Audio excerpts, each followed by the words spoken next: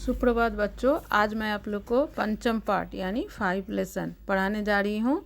नपुंसकलिंग शब्द, ठीक है। और वो अकारांत, पहले हम अकारांत पुल्लिंग शब्द बताए थे। तो अकारांत किसे कहते हैं? जिस शब्द के अंत में और रहता है उसको अकारांत बोलते हैं। तो वो पुल्लिंग बताए थे। आज हम बताएंगे नपुंसकलिंग। अकारांत ही बताएंगे लेकिन नपुंसकलिंग। तो नपुंसकलिंग किसे कहते हैं? जिन शब्दों के द्वारा ना तो स्त्री जाति का बोध हो ना तो पुरुष जाति का बोध हो उसे हम नपुंसकलिंग कहते हैं। स्त्री का भी बोध नहीं होगा और पुरुष का भी बोध नहीं होगा, उसका हम लोग नपुंसकलिंग बोलते हैं। जैसे आम, आम क्या हुआ? नपुंसकलिंग हुआ। ना इसे स्त्री जाति का बोध हो रहा ना पुरुष जाति का। फल, ये भी आपका क्या हुआ? नपुंसकलिंग। पुस्तक, कंदुकम, कंदुकम मतलब गेंद, ये सब जो है ये नपुंसकलिंग है, क्योंकि ये इससे हम ये जो शब्द है ना ये स्त्री जाति का बोध कराता है ना पुरुष जाति का। तो इसका नपुंसकलिंग में भी एक वचन, द्विवचन और बहुवचन होते हैं। तो एक वचन में एक वस्तु का बोध होगा, द्विवचन में दो वस्तु का बोध होगा, बहुवचन में बहुत सारे वस्तु का बोध होगा। और इसमें प्रत्यय हम क्या लगाते हैं? मौ लगाते हैं। एक वचन में हम क्या लगाते हैं? मौ लगाते हैं। द्विवचन में एक की मात्रा लगाएंगे और बहुवचन में आनी, ठीक है। आ की मात्रा 9 में छोटी लगा देंगे तो वो बहुत सारा हो जाएगा, बहुवचन हो जाएगा। तो एक वचन में कैसे हुआ? फलम, फलम मतलब एक फल, फले मतलब दो फल, फलानी मतलब अनेक फल। तो एक वचन में मौ लगाए इसलिए फलम हो गया, एक फल। द्विवचन में फले, एक की मात्रा लगा दिए, दो फल हो गया। और बहुवचन में आनी लगाए यानी फलानी मतलब अनेक सारे, बहुत सारे फल। तो फलम, फले, फलानी, एक फल, दो फल, अनेक फल। तो ये जो है नपुंसकलिंग हुआ और अकारांत हुआ। जैसे अन्नम, अन्ने, अन्नानी, एक अनाज, दो अनाज, अनेक अनाज। देखिए एक वचन में मौ लगा, द्विवचन में ए लगा, बहुवचन में आनी लगा। जलम, जले, जलानी, एक जल, दो जल, अनेक जल। दुग्धम, दुग्धे, दुग्धानी, एक दूध, दो दूध, अनेक दूध। फलम, फले, फलानी, एक फल, दो फल, अनेक फल। तो ये लास्ट में जो आनी लगा रहे हैं ये सब में ये वाला नौ नहीं लगता है, ठीक है। मुद्दे ये दंत न है और एक मध्यन्न होता है। मध्यन्न कब लगाते हैं?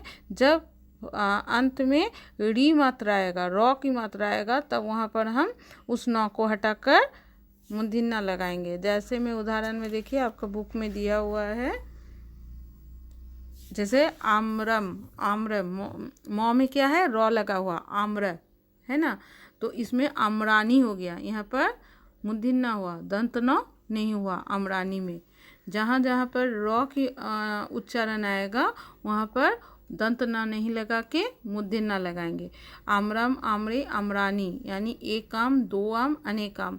नारिकेलम, नारिकेले, नारिकेलानी, देखिए इसमें कोई रॉ नहीं लगा। नारिकेलम, नारिकेल जो है इसमें रॉ उच्चारण नहीं आ रहा, इसलिए इसमें दंत न लगा।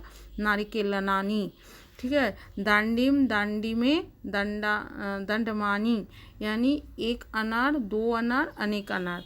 जम्बू, जम्बू फलम मतलब जामुन, जम्बू फलम, जाम्बू फले, जाम्बू फलानी, एक जामुन, दो जामुन, अनेक जामुन। इस सब में देखिए जिसमें रॉ नहीं है उसमें दंत न लग रहा है, जिसमें रॉ की मात्रा आएगा उसमें री मतलब री की मात्रा आएगा उसमें मूर्धन्य हो जाएगा। अमृत फलम, अमृत फले, अमृत फलानी। अमृत फल किसको बोलते हैं? अमरूद को। तो एक अमरूद, दो अमरूद, अनेक अमरूद। चक्रम, चक्रे, चक्रानी, ये सब क्या है? नपुंसकलिंग है, ये कुछ वस्तु का नाम है। तो चक्रम, चक्रम जो है ये, चक्रम जो है ये क में रॉ की उच्चारण आ रहा है इसलिए यहाँ पर मूर्धन्य हुआ। चक्रम, चक्रे, चक्रानी, एक चक्का, दो चक्का, अनेक चक्का। जलचित्रम, चलचित्रे, चलचित्रानी, एक चलचित्र मतलब सिनेमा हॉल, ठीक है। दो सिनेमा हॉल, अनेक सिनेमा हॉल। इसमें चित्रानी, त्रा, रॉ की उच्चारण आया इसलिए इसमें मूर्धन्य हुआ, दंतना नहीं हुआ। दूरदर्शनम, दूरदर्शनी, दूरदर्शानी, एक टेलीविज़न, दो टेलीविज़न और अनेक टेलीविज़न को दूरदर्शन को हिंदी में भी दूरदर्शन ही बोलते हैं, इंग्लिश में टेलीविज़न बोलते हैं। कंदुकम, कंदुके, कंदुकानी, एक फल, दो फल, अनेक फल। क्रीडनकनम मतलब खिलौना, एक खिलौना, दो खिलौना, अनेक खिलौना। उसी तरह फिर है पुस्तकम, पुस्तके, पुस्तकानी, एक पुस्तक, दो पुस्तक, अनेक पुस्तक। समाचार पत्रम, समाचार पत्रे, समाचार पत्रानी, एक समाचार पत्र, दो समाचार पत्र, अनेक।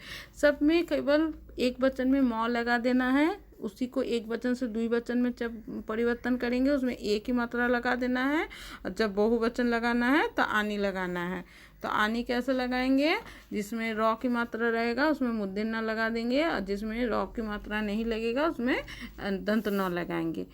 उसी तरह से बहुत सारा एग्जाम्पल आपका बुक में दिया हुआ है, ये आपको खुद से पढ़ के याद कर लेना है।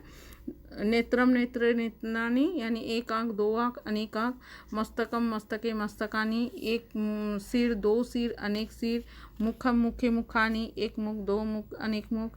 इसी तरह उपवनम, उपवनम मतलब क्या होता है, बगीचा, दो बगीचा, अनेक बगीचा।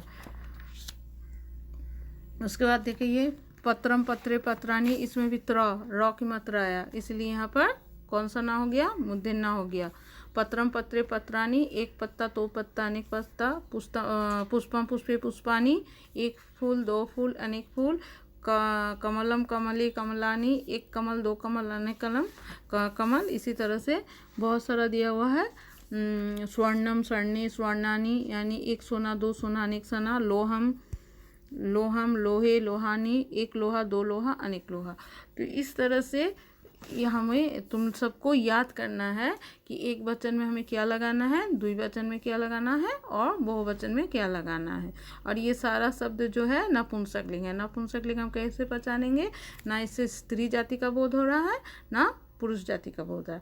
और बहुवचन में कौन सा न हमको कहाँ पर लगाना है वो भी आपको याद रखना है। और जब री का मात्रा आएगा तब हम कौन सा मात्रा लगाएंगे, मूर्धन्य, और जब री का मात्रा नहीं आएगा तो उसमें दंत न लगाएंगे। इस लेसन में इतना ही पढ़ना है। आप लोग तीनों वचन को अच्छा से